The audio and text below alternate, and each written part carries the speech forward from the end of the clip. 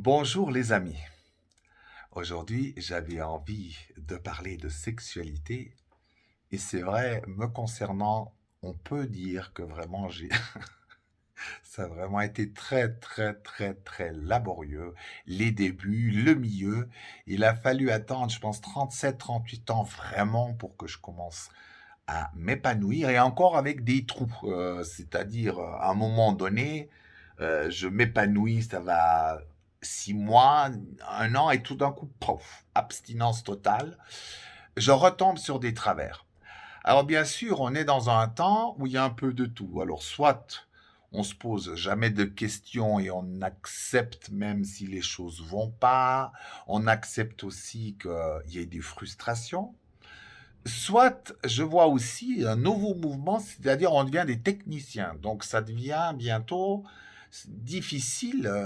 C'est presque comme si on avait fait un doctorat pour pouvoir avoir notre sexualité. Là aussi, même si c'est bon, les techniques de respiration, les techniques pour entrer dans les préliminaires, comment dire, la conscience de son corps, etc., etc. Je ne suis pas du tout contre, hein.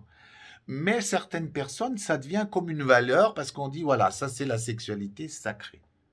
Ben, je crois que on oublie quand même une petite chose très très importante là-dedans, c'est que ça devrait nouveau devenir quelque chose de spontané, d'inspiré, naturel et simple.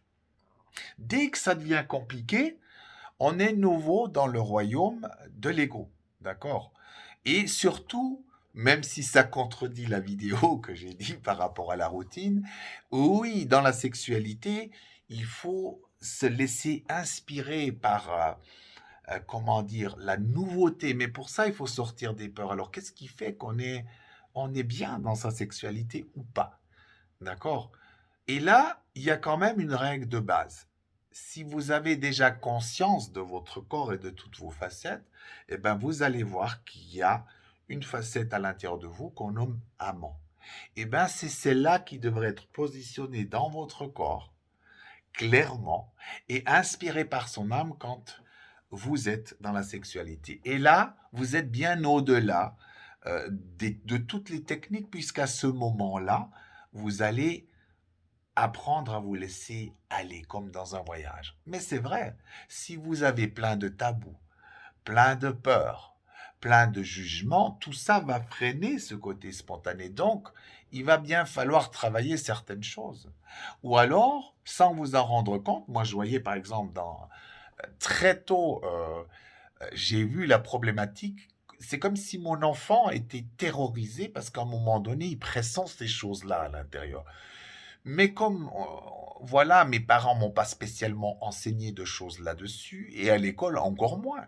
Donc, je savais pas ce qui m'attendait. Je ressentais des émotions puissantes, hein, mais je savais pas quoi en faire. Donc, très vite, ça a donné des problèmes. D'accord? Donc, je pense qu'on est aussi à une époque où on peut craquer les codes là-dessus. Déjà, aussi cette notion, je pense qu'il est bon de se retrouver soi dans sa sexualité d'abord, de savoir qui nous sommes, et puis après aussi de se dire, bon, qui suis-je? Qu'est-ce que j'ai envie comme vie de couple? Et c'est pas moi qui vais non plus juger votre manière de vivre, c'est même si vous êtes un couple à trois, l'essentiel c'est que tout le monde soit heureux, mais qu'on ait aussi conscience à la base de ce qu'on a besoin réellement.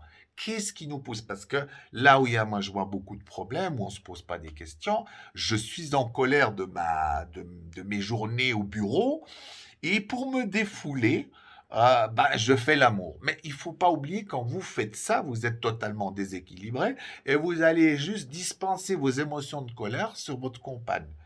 Et quand la sexualité vit comme ça, vous vous videz de votre énergie, et c'est un poison. Donc, on a besoin, dans la sexualité, d'avoir conscience. Mais on a aussi besoin de revenir à la base. Moi, je vois bien dans mes envies, parfois, j'ai pas envie de faire des longs préliminaires, et d'ailleurs, ma compagne non plus, où on fait crac-crac, on est un peu sauvage. Alors, je vois aussi ces jugements qu'on a là-dessus, c'est tout d'un coup, ça, c'est plus la sexualité sacrée. Mais c'est parce qu'on a un jugement sur ces choses-là. Mais en sachant que si à ce moment-là, vous vous sentez sauvage dans la savane et inspiré comme ça, et que vous voyez que vous êtes dans vos amants les deux, c'est très bien comme ça. Moi, je vois aussi, il y a des tabous. Par exemple, on est, on parle de sexualité sacrée, donc forcément, ça doit toujours être lent et il n'y a plus de mots crus. Et bien, quand vous faites ça, vous vous coupez de votre nature divine parce que ce que vous appelez cru, c'est une énergie juste plus puissante et c'est l'âme aussi qui joue à dépasser tous les tabous parce que votre âme veut votre bonheur, d'accord? Et c'est important. Donc, la sexualité va être quelque chose d'extrêmement personnel. D'accord? Il n'y a pas une sexualité, il y a autant de sexualité que d'êtres humains sur la planète Terre. Et d'ailleurs, dans le monde animal, c'est comme ça aussi, cette fusion qui existe, elle est unique à chaque personne. D'accord? Et c'est vraiment important de le voir. Après, bien sûr, pour garder ce côté spontané, donc si vous êtes des gens, vous travaillez quand même sur vos blessures, et c'est très très important de travailler sur vos blessures. Parce que si vous ne voyez pas vos blessures, votre sexualité, hein, on va dire pour être plus exact, si vous ne voyez pas les facettes qui ont des blessures qui interfèrent dans votre sexualité, ça donnera un résultat qui n'est pas bon. Je m'explique pour être dans le très concret. J'imagine quand je vais dans ma relation de couple, mais que je me rends pas compte, par exemple, que c'était vraiment mon enfant qui cherchait une maman. Ok, mais très fort, d'accord. Donc du coup, c'est tellement omniprésent, même si j'en ai pas conscience. Donc, dans ma sexualité, ça va altérer. Donc très souvent, je vais pas oser être cru. Et très souvent, ma libido va disparaître puisque j'ai ma maman. Mais je comprends pas pourquoi. Je comprends pas pourquoi dans mon lit, puisque j'ai regardé la journée, ça se passe merveilleusement bien, mais dans le lit, je n'ai plus envie de ma compagne. D'où ça vient? Et des fois, je vois, on pousse les gens à tout prix faire des choses seulement physiques parce que ça va stimuler. Ça va stimuler si j'achète un vibromasseur, ça va stimuler si on regarde des choses à la télé peut-être, mais est-ce qu'on en a conscience de ce qui se passe? Est-ce qu'on a vraiment conscience de ce qui se passe à l'intérieur? Et ça va aussi faire, mais sans prise de tête tout le temps, mais quand même se dire, ok, si je travaille l'enfant intérieur, si je travaille par exemple aussi, on va dire, mon enseignant peut-être qui est trop présent, eh bien quand ils seront apaisés et nourris, mon amant peut se profiler et se connecter sur la source, votre source, pour pouvoir vivre la sexualité plus librement. Et aussi, apprenez dans le couple à parler, à mettre un cadre. Le cadre ne sert pas à se limiter, mais à enlever les peurs. D'accord? Parce qu'il y a des tabous. Osez mettre tout. Si vous avez des envies particulières, des fantasmes, des fois je me dis, mais mon Dieu, si elle savait ça, je vais avoir honte, je vais avoir honte. Pourtant, c'est exactement en révélant cette chose-là que vous mettez un cadre. C'est-à-dire, au moins, je sais jusqu'où je peux aller ou pas. Mais dans ce cadre-là, on est libre. Mais c'est aussi pour respecter l'autre. Et très souvent, vous allez voir, dans des trucs où on estime que c'est un peu olé olé, des fantasmes, on se dit, quelle horreur. Et bien, assez étonnamment, plus vous vous réveillez à vous-même, plus vous allez trouver une compagne qui a exactement les mêmes trucs que vous, même dans les mots crus. Et ça, je trouve fantastique. Ça veut dire que tout d'un coup, on va vers une sexualité beaucoup plus joyeuse et légère. On ne se prend pas la tête. Par contre, on ose faire un travail sur soi en conscience pour voir qu'est-ce qui a fait que pendant toutes ces années, j'ai eu tant de pénuries, de problèmes. Et bon, l'avantage, c'est que j'ai pu regarder ça dans toutes les directions, donc je comprends beaucoup mieux maintenant, quand on est dans la pénurie, quels sont les véritables rouages. Voilà. Et puis, parfois, je peux utiliser des techniques de respiration, mais je ne vais pas le faire pour se dire, ah oui, mais c'est ça qui va faire que je vais prendre du plaisir. Non, je vais écouter mon intérieur. Qu'est-ce que mon âme me souffle? Ou vers quelle direction? Et je vais oser prendre cette direction, même si c'est pas la même que hier et avant-hier. Parce que là aussi, si on se répète avec des techniques compliquées, ça va être difficile. Je donne l'exemple. Vous verrez que c'est très parlant. On va dire que c'est une femme très libérée qui a vraiment vécu sa sexualité ces 15 dernières années très bien, qui était là au stage. Mais depuis 2 mois, c'est la totale. Elle comprenait pas ce qui se passait. Elle a dit, mais je n'arrive plus, je n'ai plus envie, mon mari n'a plus envie de moi, et je ne sais pas pourquoi. Pourtant, il me semble pas avoir de tabou, je me semble avoir tout dit, tout fait. Et puis je lui dis, elle a été donc pendant la thérapie, elle a été dans le centre du cercle, elle a dit, montre-moi un peu comment tu commences, comment tu le dragues et tout ça. Et là, je vois, tout d'un coup, elle va dans une espèce de danse et une respiration, et je la laisse aller comme ça. Puis tout d'un coup, ça devient lourd, lourd, lourd. Et les gens comprenaient pas ce qui se passait. Je me dis, mais qu'est-ce qui se passe? Et je souriais à l'intérieur parce que je voyais d'où ça vient. Et puis elle me dit, mais c'est insupportable, je crois que j'ai envie de vomir. J'ai dit, voilà, maintenant tu es dans ce que tu fais tous les jours avec ton homme, d'accord? Mais regarde ce que tu es en train de faire. C'est qu'en somme, c'est plus son amante qui était là. C'est pour ça que je vous parlais des facettes. C'était son enseignante qui voulait montrer combien elle faisait des danses très sophistiquées avec la respiration et qu'il fallait à tout prix passer par là pour avoir du plaisir. Ben, ça avait l'effet inverse. Elle n'était plus à l'écoute de l'âme, mais d'une enseignante frustrée qui n'avait pas été entendue tant elle a de choses à apprendre au monde dans la sexualité. Mais c'était pas au bon endroit. Vous voyez ce genre de subtilité, à mon avis, c'est comme ça qu'on va craquer les codes. Un autre moyen de craquer les codes, et souvent je vois, on ne fait pas de lien avec ça. Il y a des gens, à l'intérieur, c'est juste parce qu'ils ne savent pas gérer les émotions que tout d'un coup, c'est un désastre dans la sexualité. Moi, quand j'étais très timide et je me sentais nul comme maman, je me disais, mais c'est pas possible.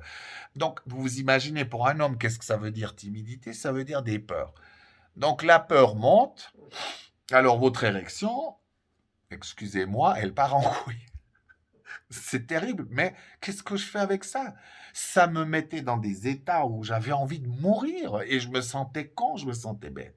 Donc, ici, les techniques qu'on va te donner à ce moment-là ne sont souvent pas les bonnes. Et les gens disent oui, ça va passer. Mais si ça passe pas, qu'est-ce que je fais? Eh ben, ça me met encore plus mal. Et vous savez un peu, chez les hommes, cette particularité, plus vous vous sentez dans la peur et l'énergie s'évade, ça donne des problèmes d'impuissance. Voilà.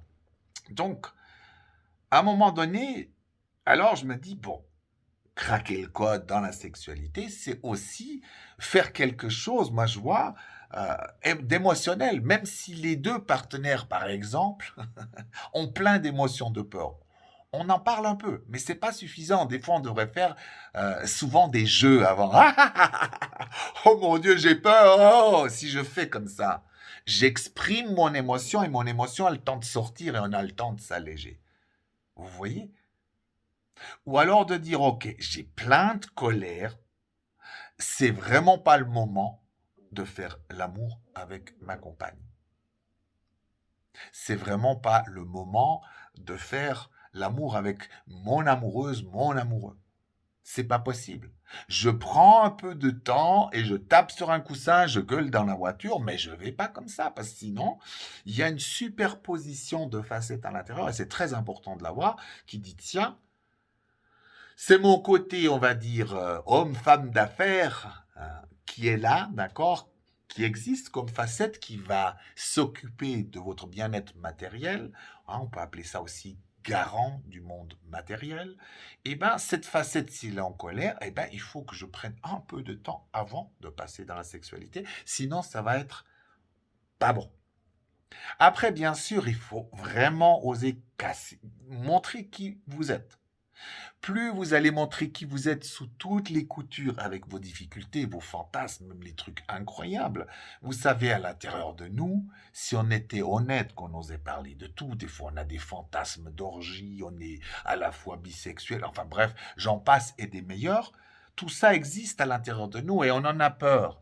Mais ça ne veut pas dire que je vais aller me rouler avec toutes les personnes qui sont là, mais au moins en énergie, comme je me révèle à l'autre, c'est une énergie bienveillante, bienfaisante. Ça veut dire que j'ai envie au fond de moi d'être multi-amant avec toutes sortes d'énergies. Donc quand je me révèle, je n'ai plus peur de ça. L'autre personne peut le faire aussi. Et ça va être un plus dans notre sexualité. D'accord? Donc, il ne faut pas qu'on vienne dans cette époque-là une sexualité sacrée mais éthérée. Il faut bien qu'elle soit corporelle. Mais pour ça, il faut qu'on ait aussi un peu plus de conscience, de ne pas toujours axer, parce que dans notre société, comme avec l'argent, on le met dans toutes les sauces. On est frustré, on va acheter des choses. On est frustré, on veut de la sexualité. On a trop d'émotions, eh ben on veut faire l'amour. On est en colère, on veut faire l'amour. On s'ennuie, très souvent, on s'ennuie et on fait l'amour. Mais à chaque fois que vous faites ça, ce n'est pas de la sexualité que vous avez, mais de la gestion déséquilibrée d'émotions ou d'état d'âme. Et donc là, vous voyez bien qu'il y a les clés. Et je suis pour vraiment qu'il y ait de plus en plus de groupes aussi, de gens, pas seulement qui en parlent, mais qui osent se donner des vrais tuyaux en disant voilà comment j'ai dépassé ça, moi je te soutiens là-dedans, et on a besoin de pouvoir non seulement en parler, mais après d'expérimenter à la vie. Et les célibataires, bah, apprenez. Le but, des fois, je vois, oui, mais je veux la femme ou l'homme de ma vie. Voilà un truc qui nous casse tous, mais parce que tout de suite, on veut quelque chose qui va durer une vie. Et on n'en sait rien. On n'en sait rien. Chaque jour qui passe est un nouveau jour. Chaque jour qu'on expérimente avec l'autre est un nouveau jour. Et on verra bien avec le temps si tout d'un coup on a des projets ensemble, qu'on a envie de rester plus longtemps, d'accord? Mais cette histoire que oui, c'est l'homme ou la femme de la vie, oubliez. Elle va vous faire souffrir parce que nous n'en savons rien. Et je vois que l'âme nous préserve de ce genre de réalité parce que il peut arriver mille choses que tout ça s'arrête, ou bien vous pouvez avoir un contrat sur 10 ans, en 10 ans après on change. Vous voyez? Donc ça aussi, c'est un tue l'amour. Et puis, qui dit une vie, ça veut dire, alors on se sent haut en performance. Attention, si c'est la femme ou l'homme de ma vie, il faut vraiment que je sois au top du top. Et là, ce genre de pression fait que très souvent on chute dans la sexualité. Ça nous fait perdre nos moyens, d'accord? Soyez plus simple, instinctif, honnête, et osez exprimer les choses, mais en étant vivant. Parce que quand vous le faites, l'autre entend et ça vous libère. D'accord? Et puis aussi, casser les tabous. Si vous êtes une personne qui avait peut-être, pour l'instant, pas envie de vivre en couple, mais simplement des expériences sexuelles, faites-le. Ce n'est pas un crime. Nous sommes là pour expérimenter. Il n'y a pas d'obligation, ni de couple, ni d'être célibataire, ni de famille. Il y a seulement des expériences dans lesquelles on souhaite évoluer. D'accord? Je vois beaucoup de gens, euh, voilà, on a été éduqué, on est dans une relation, donc forcément ça doit durer pour ainsi dire à vie. Donc on cherche cet amour au lieu de se dire, bon, j'ai 2 ans, je vais revivre mon adolescence, j'ai 50 ans, 60 ans, pourquoi pas? Pourquoi pas revivre l'adolescence? Alors bien sûr, avec des gens où vous avez des affinités, mais il y aura des femmes qui auront 45 ans, vous en aurez 46, 47 ou 35, et tout d'un coup vous aurez envie de revivre votre adolescence. Il y a vraiment pas de mal là-dedans. Donc voilà. Alors bien sûr, en si peu de temps, je n'ai peut-être pas le temps de tout expliquer là-dessus, mais en tout cas, pour moi, vraiment, c'est important qu'on ose mieux en parler et puis de remettre un peu l'église au milieu du village. Et là aussi, il y a des gens, je vois, on est dans une époque, hein, les gens se réveillent, mais parfois ils partent aussi dans des trucs incroyables. Oh oui, je suis au-delà de la sexualité, maintenant c'est plus que l'énergétique et tout ça. Ce sont souvent des fuites. D'accord? Et il y a besoin de les travailler en disant, OK, moi j'ai envie de revivre ma sexualité. Et puis je crois, peut-être pour terminer aussi cette vidéo, chacun de vous a besoin de se donner le droit d'être heureux sexuellement. Vraiment, ça a une importance capitale dans la vie. Moi, je vois, hein, j'ai eu des grands vides, c'est le moins qu'on puisse dire, ça a été laborieux. Très souvent, je me suis dit, après 2 ans, bon, finalement, ça me suffit une fois de temps en temps, comme ça, et puis finalement, je vois bien, il n'y a pas de souci avec ça, mais on voit pas combien ça nous affecte dans notre corps, dans nos comportements, dans parfois, ça se voit sur la nourriture, ça peut se voir sur les achats, mais aussi sur un côté colérique, sur un côté punitif. Des fois, on punit les gens, on se dit, mais pourquoi je suis comme ça? Parce que je suis bien en ce moment, mais on sent, on est un peu, on est un peu la verbe, mais on voit pas que derrière ça, il y a la frustration de la sexualité. Que vous soyez d'ailleurs en couple ou pas en couple. Moi, je pense quand même, c'est vraiment à regarder de près. Alors, bien sûr, je dirais, oser expérimenter, oser plonger dans la vie. C'est important d'avoir vraiment cette notion globale de qui vous êtes vraiment dans vos corps, dans vos facettes. Parce que mieux vous avez ce tableau d'ensemble, mieux ça ira. Et puis après, bien sûr, soyons honnêtes, il faut passer à la pratique. La théorie vous donnera des éléments, mais le 90%, et surtout dans la sexualité, on n'est pas dans la philosophie. La philosophie sexuelle, c'est la pratique, c'est d'expérimenter. Et oui, j'avais oublié, c'est vraiment, c'est un vœu, hein, parce que moi, en tant que jeune adolescent, tout ça se réveille, mais souvent on en parlait peu, j'étais timide, je ne savais pas quoi faire avec ce feu intérieur qui réveillait toutes sortes d'émotions.